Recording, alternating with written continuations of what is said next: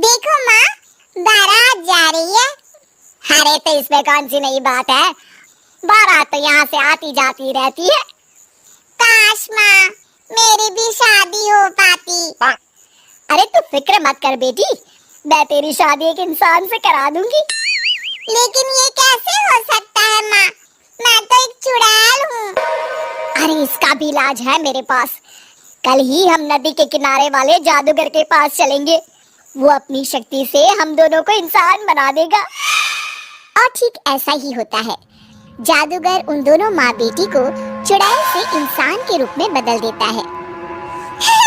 ये तो कमाल हो गया माँ, अब तो मुझे कोई पहचान नहीं पाएगा। ये भभूति रखो, इसे हर रात खा लेना, वरना सुबह तुम अपने असली रूप में आ जाओगी।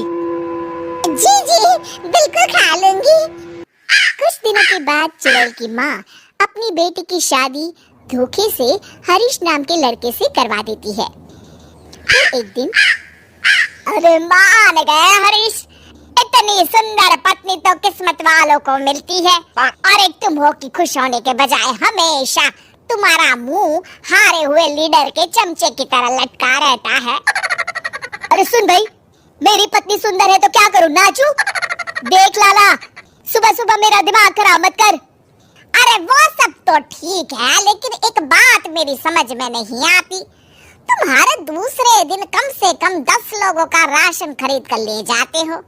अरे आखिर तुम इतने राशन का करते क्या हो? तुम्हारे घर में तो खाने वाले सिर्फ 4 लोग हैं। अरे तुझे मेरे घर की बातों से क्या लेना देना? तू चुपचाप अपनी दुकानदारी कर, वरना यहाँ दुकानों की कमी नहीं है। इतना कहकर हरीश वहाँ से चला जाता है। हरीश जैसे ही घर पहुँचता है, भगवान, ये क्या हो गया? मेरी तो किस्मत ही फूट गई।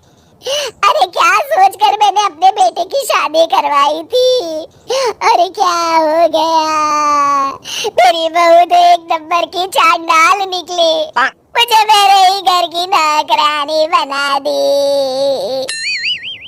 ए कमला, क्या बड़बड़ कर रही है? चुपचाप काम नहीं कर सकती क्या? ठीक है बहू, रो मत माँ, सब ठीक हो जाएगा। अरे ओ माँ के बच्चे, पहले ये बता, तुझे घर आने में इतनी देर कैसे हो गई? अरे भाग्यवान, मैं दुकान से राशन खरीद रहा था।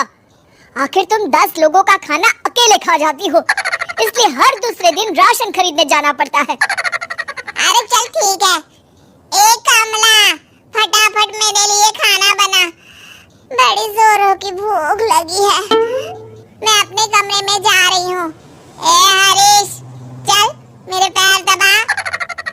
मेरी समझ में नहीं आता, ये बहू आखिर हमसे किस जन्म का बदला ले रही है? हमने उसका क्या बिगाड़ा है? अरे नाश पिटी, ये सब तेरी वजह से हुआ है। तुझे ही बड़ी जल्दी थी अपने बेटे की शादी करवाने की। अरे तो इसमें मेरी क्या गलती है जी? जो हर माँ करती है, मैंने भी तो वही किया है ना। सही तरीके से जांच पड़ताल तो कर लेती कि लड़की कैसी है, स्वभाव कैसा है। इस तरह आंसू बहाने से अब कोई फायदा नहीं। जो गलती की है, अब तो उसकी सजा भुगतनी पड़ेगी। आपका ये भाषण सुनने का वक्त नहीं है मेरे पास। मैं तो चली रसोई घर में खाना बनाने, नहीं तो ये डायन मुझे ही पकाकर खा जाएगी। कमला रसोई घर में चली जाती है। इस तरह हरीश और उसके घर वालों की जिंदगी नरक बन जाती है। कुछ दिन बीत जाते हैं। फिर एक रात, आज तो खाना खा के मजा आ गया। कुछ भी कहो, मेरी बुढ़िया सास खाना एक नंबर का बनाती है। और ये कामचोर हरीश क्या कर रहा है? ए लड़के, ठीक तरह से पैर दबा। तो मुझे बहुत नींद आ रही है। इस तरह उस रात चुड़ैल जादूगर की दी हुई भभूति खाना भूल जाती है। अगली सुबह अपनी बगल में लेटी चुड़ैल को देखकर हरीश की आंखें फटी की फटी रह जाती है।